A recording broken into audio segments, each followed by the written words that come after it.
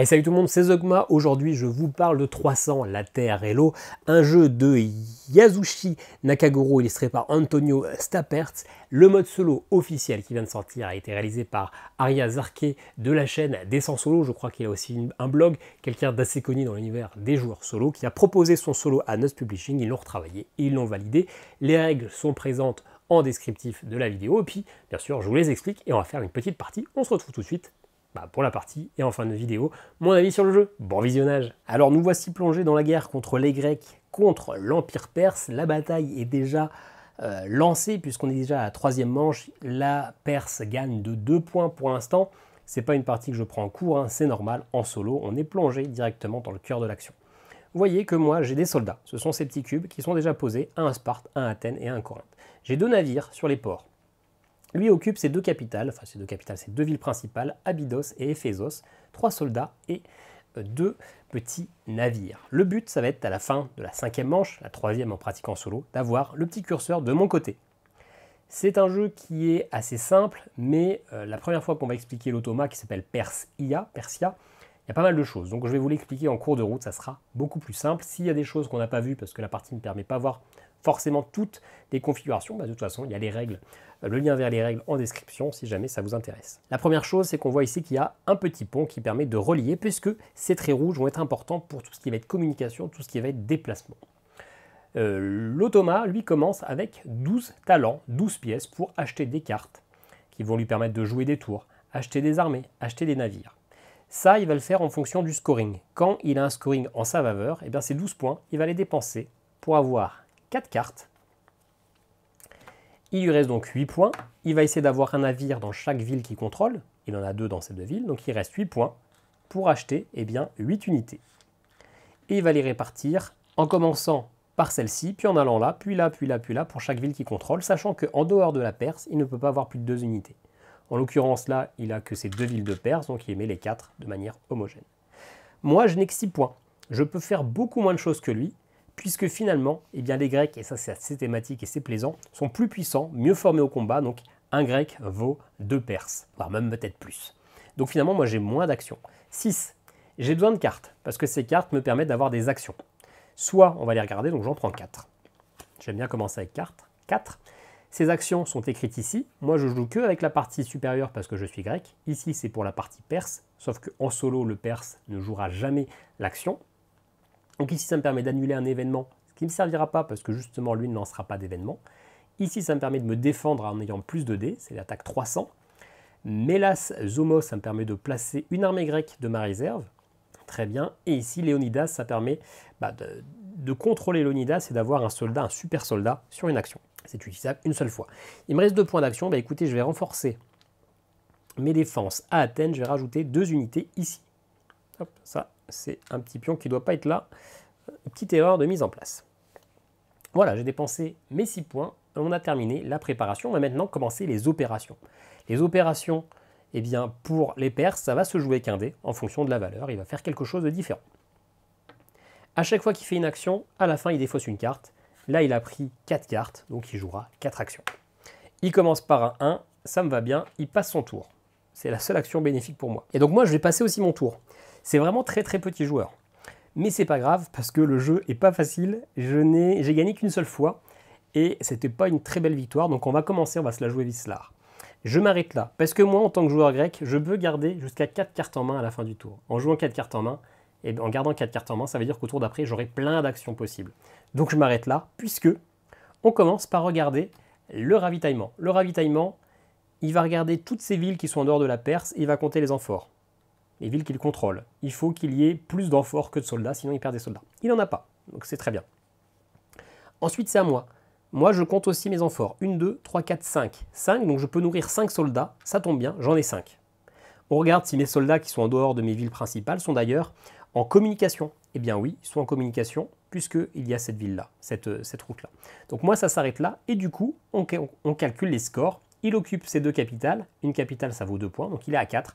Moi, je contrôle 2 capitales, plus une ville, 5. Hop, j'ai 1 point de majorité, je récupère un petit point.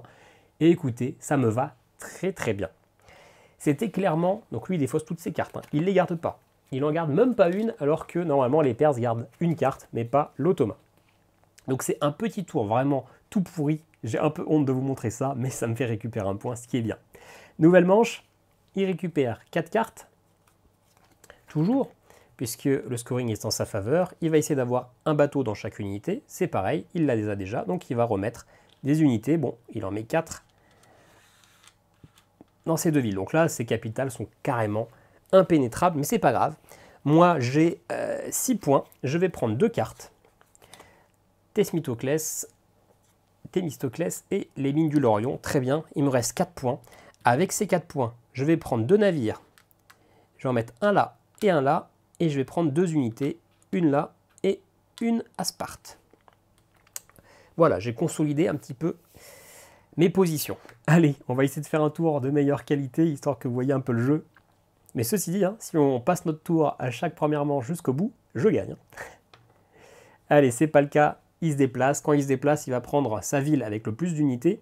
Si à égalité, il va prendre celle qui est le plus dans ses terres. Donc il va prendre celle-là. Il se déplace avec la moitié des unités. La moitié arrondie à l'entier inférieur. Donc il va en prendre 5 sur les 11.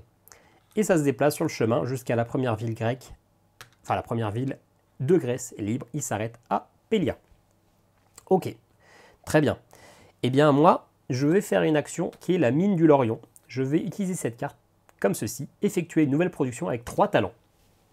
Donc je la défausse. Et j'ai 3 talents, donc ça veut dire que je vais pouvoir piocher peut-être 2 cartes.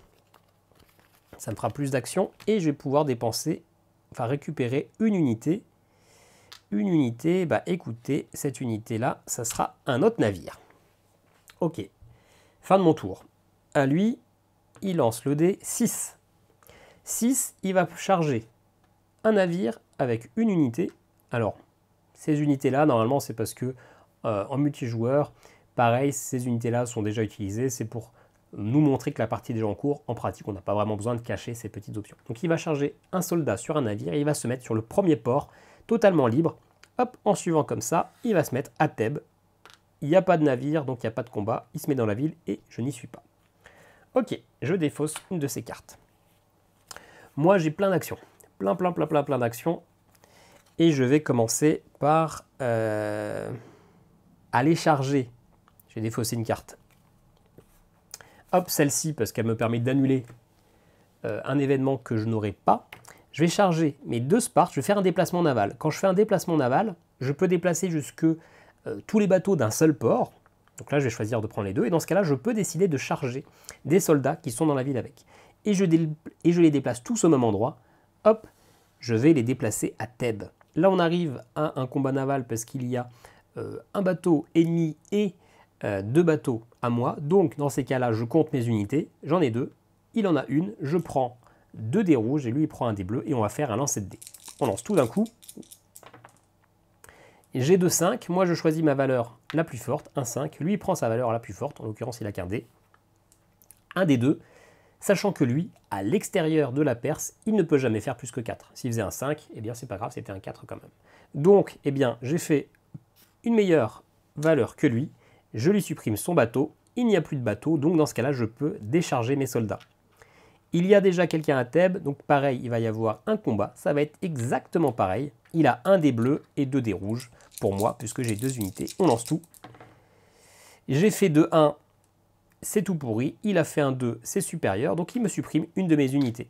Et dans ce cas-là, pour le prochain tour, moi, je n'ai plus que eh bien, un dé et lui aussi. On a fait tous les deux 1 à nouveau, on supprime nos 2 unités, hop, et hop. J'ai pas réussi à reconquérir Thèbes, mais je l'ai viré. C'était quand même pas une super action. Allez, nouveau tour pour lui, il fait un 2, il se déplace à nouveau, il prend encore la moitié de ses unités de sa ville la plus remplie, 4, hop, comme ça, et il va se déplacer, ch'touk, il se met ici à Larissa. Bon, j'ai pas trop aimé mon tour précédent, moi, c'était pas terrible. Bah écoutez, je vais utiliser ça. Je vais aller charger 3 unités sur 3 vaisseaux, sur 3 navires. Hop. Et on va aller se déplacer à Pella. Pourquoi? Parce que si jamais j'arrive à battre Pella, je coupe Larissa de sa communication. On verra ça par la suite. Donc il n'y a pas de bateau. Donc je peux rentrer dans la ville. J'ai 3 soldats, lui il en a 5, donc je prends mes 3 dés. Lui il prend que 3 dés, on n'a jamais plus que 3 dés. Hop, allez, on va d'abord lancer les miens pour un peu plus de suspense. Mon meilleur dé c'est un 6, donc je ne suis même pas obligé de lancer ces dés, puisque sa meilleure valeur possible c'est 4. En dehors de la Perse, il ne fera jamais plus que 4, donc je peux lui supprimer. Ils sont 4, donc il a toujours 3 dés, mais moi aussi j'ai toujours 3 dés. J'ai fait un 4, donc là il y aura peut-être une égalité. Eh ben non, il a fait 2 et 1, hop, parfait. Ok, 3 contre 3 maintenant. Le combat. Alors moi, à la fin d'une manche, à la fin d'un combat, je peux décider de faire un repli, et dans ce cas-là, je dois pouvoir aller sur une zone adjacente ou repartir avec mes bateaux, en cas de combat naval. Lui, la Perse, eh bien, ne fera jamais de retraite. En l'occurrence, moi non plus, je ne fais jamais de retraite, j'y crois jusqu'au bout. Ok, un 6. Allez, un 6, je sais déjà que je l'ai battu, je lui retire un dé. Maintenant, il n'a plus que 2 unités, donc c'est bien, j'ai pris le dessus. J'ai quand même plus de chances de m'en sortir. Un 4. Ah. Un 4, un 4. Il fait aussi un 4, donc on perd tous les deux une unité. Allez, dernier combat, j'ai plus que 2 dés. Et je fais un 4. Donc dans tous les cas, j'ai gagné. Au pire, c'est égalité. Hop, il n'a plus qu'un dé, lui, par contre. Il fait un 5, donc c'est l'équivalent d'un 4. On perd tous les deux une unité. J'ai quand même perdu des troupes dans la bataille, mais écoutez, ça s'est quand même pas trop mal passé. Ok, eh bien à lui de jouer. Hop, il va faire un 4. Donc à 4, il me supprime ma première unité isolée. Unité isolée, c'est une unité qui est tout seule en suivant ce chemin. Donc il me supprime Pella. Et en plus, il me force à me défausser d'une carte. Je vais défausser, allez, celle-ci. Et lui aussi, bien sûr, il défausse une carte, hein, toujours, à la fin de son tour. Ok, alors là, j'ai des bateaux qui sont un peu tout seuls, ça m'embête. Donc je pense que je vais utiliser une action déjà. Hop, juste pour aller rapatrier des navires. Je vais les rapatrier à Sparte. C'est un peu pourré, mais écoutez, des navires tout perdus, tout seuls, ça ne sert pas à grand-chose. Ok, à lui, il fait un 4, donc pareil, il me supprime une armée isolée. Et en l'occurrence, il va toujours passer par Athènes d'abord, donc il va me supprimer celle-ci, et je me défausse encore d'une carte. Ok. Et écoutez, je vais refaire, donc lui, c'était sa dernière action. Hop, c'était sa dernière action. Je vais utiliser Mélas Zomos, placer une armée grecque de votre réserve à Sparte. Quoique non. Je vais pas faire ça, je vais garder mes 2 cartes pour la dernière manche. Ouais, je reste là. On regarde les ravitaillements. Lui, encore une fois, ses amphores, ça ne compte pas. Il compte que celle-ci. Il en a qu'une. Donc il garde qu'une unité à Larissa. On regarde la communication. Est-ce qu'il arrive à faire une ligne continue de ville qu'il occupe? Eh ben non. Donc ici, hop, il perd Larissa. Il ne peut pas les nourrir. Il n'y a pas de nourriture qui vient jusque-là. Moi, j'ai qu'une unité et j'ai 5 amphores. Moi, je compte mes amphores de mes capitales. Donc, c'est bon. Il n'a rien nourri du tout. Il a donc que 4 points de possession, alors que moi, j'ai 1, 2, 3, 4. J'ai personne dans mes villes, mais ce sont des villes grecques. Donc, j'ai quand même le contrôle, sauf s'il y a ces unités dedans. Donc, j'ai 4 plus 1, 5. Hop, j'ai un point de plus que lui. Je reprends. On repasse à 0. Dernière manche, la numéro 5, celle où laquelle tout va se jouer. Celui qui gagne la manche gagne la partie. Il a toujours 12 points. Quand il y a égalité, au lieu de prendre 4 cartes, il va en prendre 5. Hop, on mélange la défausse. Hein. Moi, j'ai gardé mes 2 cartes. Hein. Je peux. En tant que grec, je peux. Hop, donc il va en piocher 5. 1, 2, 3, 4, 5. Il aura plus d'actions ce tour-ci. Par contre, il ne lui reste plus que 7 points. Quand c'est comme ça, il ne va même pas chercher à faire des bateaux. Il met que des villes. Hop, donc il va en mettre 4 ici et 3 ici. Ok, bah moi j'ai toujours 6 points. Je vais prendre au moins 3 cartes. Je regarde déjà celle que j'ai. Retirer une armée, retirer une flotte, défausser toutes les cartes de votre main. Ça, c'est pas mal. 3 cartes. Il me reste 3 points. Je vais m'arrêter là. Hop. Je vais mettre un soldat à Athènes pour protéger. J'ai pas Thèbes. Hein. J'ai des navires, mais je ne contrôle pas. Et j'en mets 2 à Sparte. Ok, allez. Bah, c'est parti. C'est lui qui commence. 1-1, il passe son tour. Donc si je vous refais le même coup que tout à l'heure, je passe aussi mon tour, c'est la fin de la manche, et je contrôle plus que lui et je passe là. Mais on va se la jouer un peu plus beau jeu. On va continuer la partie. Eh bien écoutez, je vais défausser celle-ci, Mélas Zomos. Hop. Pour faire un mouvement naval, je vais charger 2 unités sur les navires là, et ces navires là, on va aller les mettre à Pelia. Hop. Je contrôle la zone, je bloque un peu ses déplacements. C'est pas mal. À lui. Il fait un 3, il fait justement un déplacement avec la moitié de ses unités. Hop, ch'touk. Donc justement, il y a un combat à Pelia. C'était peut-être pas la meilleure action. Ça aurait peut-être été mieux que je me mette à Thèbes, histoire de contrôler un peu le terrain, de juste jouer les majorités. Mais moi, j'aime ça, les combats. Donc pour le coup, ils sont nombreux.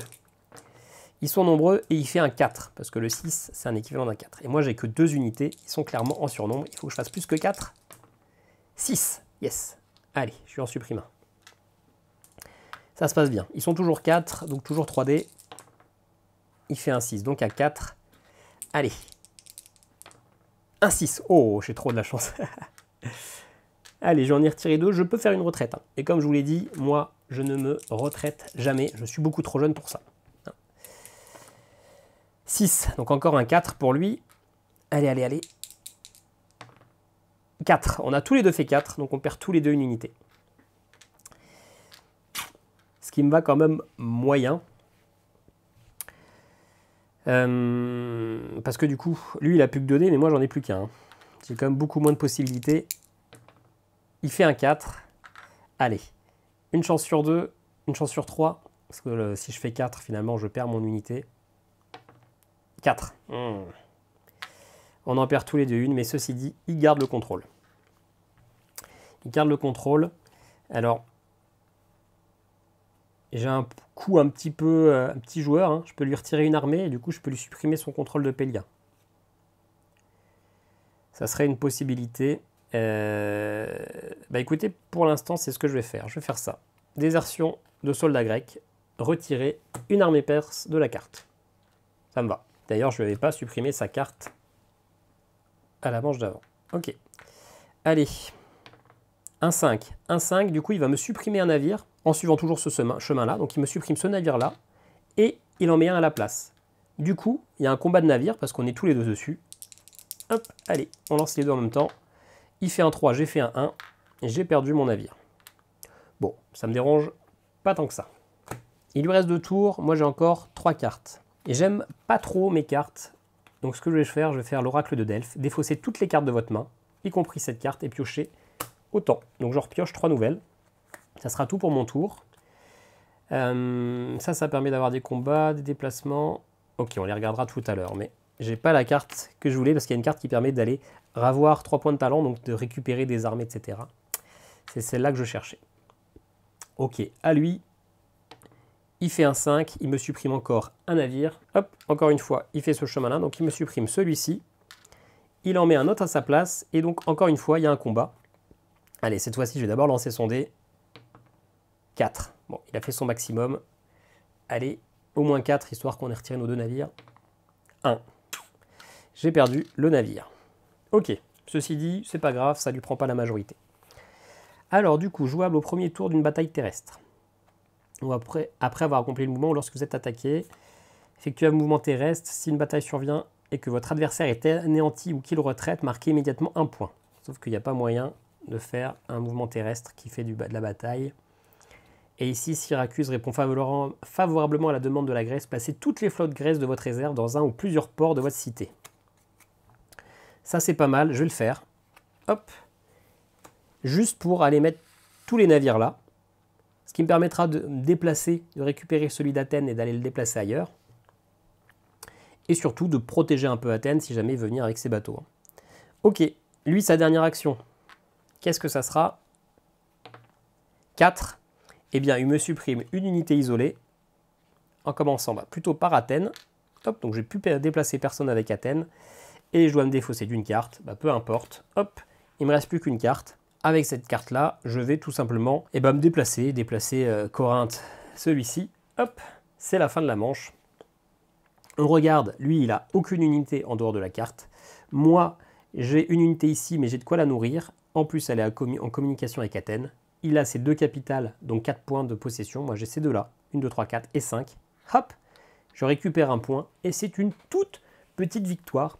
Pas très jolie, grâce à un premier tour où j'ai profité de passer doublement le tour. Il n'y a pas eu de beaux combats, d'ailleurs la plupart des combats je les ai perdus. Il n'y a qu'une fois où j'ai récupéré Larissa. Je m'en sors de justesse, mais c'est quand même pas une belle bataille comme on peut le voir dans les films. Mais bon, je prends, hein, c'est que ma deuxième victoire sur 8 parties, donc je la prends. Et en plus, je crois, sans misplay. Voilà, on se retrouve tout de suite pour mon avis sur le jeu. Bon bah voilà, j'ai changé d'habit entre l'intro et la conclusion. En tout cas, je pense, parce qu'il y a quand même une paire de semaines entre les deux. Puisque j'ai joué pas mal de fois à ce jeu quand j'ai reçu la boîte qui m'a été envoyée par l'éditeur, même si je l'ai acheté en parallèle, mais que les 2 messages se sont un petit peu croisés, donc j'ai acheté et je l'ai reçu, et du coup je l'ai en double. J'étais pas sûr de savoir exactement ce que j'en pensais, donc j'ai préféré attendre un peu, y rejouer tranquillement, creuser un petit peu mon avis et finalement vous en parler quelques semaines après, parce que de toute façon je n'ai aucune obligation de parler d'un jeu quand je le reçois, donc je préférais attendre un petit peu. Là, eh bien finalement, j'ai pris des petites notes, histoire de ne pas vous dire de bêtises.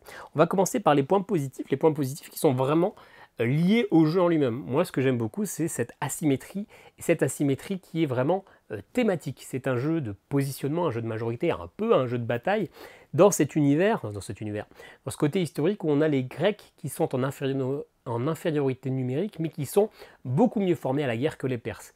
Et bah, ça se retrouve parfaitement dans le jeu, vous avez moins d'unités, mais vous avez plus de chances de gagner les combats, puisque vous pouvez faire des 6 en étant grec, alors que les Perses sont bloqués à 4, et ça c'est ultra malin. Au départ, on pourrait croire que c'est ultra déséquilibré, parce que les Perses sont plein, ils ont plein d'unités, ils ont 12 points, alors que vous en avez 6 par tour. On peut se dire, waouh, c'est quoi ce bordel? Et en fait, c'est ultra bien thématisé. En plus, vous avez des pouvoirs sur les cartes qui permettent de faire des choses, vraiment des coups militaires, des éclats assez sympathiques. Franchement, je trouve que l'idée de ce jeu est une très bonne idée, tout en étant très accessible, assez... peut-être que profond, c'est pas le terme, parce que je suis pas sûr qu'il y ait 15 000 stratégies différentes, mais en tout cas, il y a de la réflexion, c'est quand même un jeu de stratégie, donc vous pouvez très bien jouer ou très mal jouer, et en fonction de la personne qui va jouer être en face, eh bien, la partie va pas être la même, mais du coup, ça reste accessible, rapide, jouable à 2 joueurs, et avec une thématique un gameplay bien ancré dans sa thématique, et ça, je trouve assez fou. Il y a donc ce mode solo qui est sorti, que je viens de vous présenter en vidéo. Normalement, si vous l'avez regardé, vous savez de quoi on parle. Déjà, bravo à Arié d'avoir proposé cette version. Il faut réussir à créer quelque chose, parce que là, c'est clairement un jeu de joueurs, donc ça me paraît, moi qui fais des fois des petites variantes solo, là, je ne m'y serais jamais risqué. Hein, ça nécessite quand même du courage et pas mal de travail. Mais les premières parties qu'on va faire, on va être toujours fixé sur la règle, parce que eh ben, y a beaucoup d'ordre de priorité, beaucoup de si c'est ça, eh ben, lui il va faire ça, si c'est ça, lui il va faire ça. Il y a toujours un lancer de dés en fonction de telle ou telle position, etc. Donc ça nécessite quand même un apprentissage des règles, un apprentissage du jeu. C'est pas la première partie qui va être fluide, vous allez passer les premières parties plus à essayer de comprendre l'automa avant de bien jouer. Et ça peut être un frein qui va déstabiliser pas mal de personnes. Au bout de quelques parties, quand vous avez compris le fonctionnement, vous lisez plus les règles. Là, pendant la vidéo, j'avais quand même laissé l'écran allumé et je me rappelle plus, mais je crois que je l'avais pas utilisé. Hein.